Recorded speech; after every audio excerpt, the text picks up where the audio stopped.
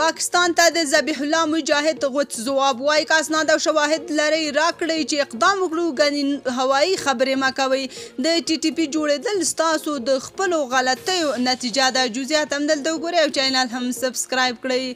اوس چې ټول پوهیږي چې افغانستان کې ټي ټي پي نشته او ټول مجاهدین د دننه پاکستان کې شتون لري، خو پاکستان بیا نړۍ ته ځان د قرباني ښودلو او د افغانستان بدنامۍ لپاره ادعاوې کوي. ښکاري چې د طالبانو صبر هم ورته تمام شوی.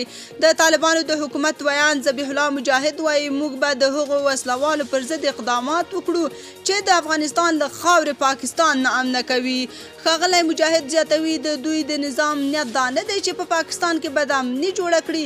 پاکستان د رسنیز جنگ پر ځای شواهد او معلومات له دوی سره شریک کړي. ښاغلی مجاهد د ملي راډیو د بحث او شننه خپرونه کې وایي موږ خپله د هغو کسانو پر ضد اقدامات کوو چې د افغانستان له خاورې څخه پاکستان نامنه کوي.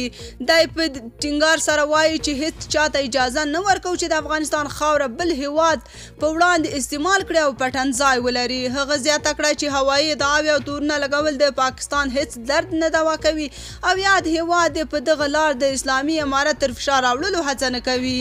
که اسناد شواهد او ثبوت لري نو موږ ته وړاندې کړئ.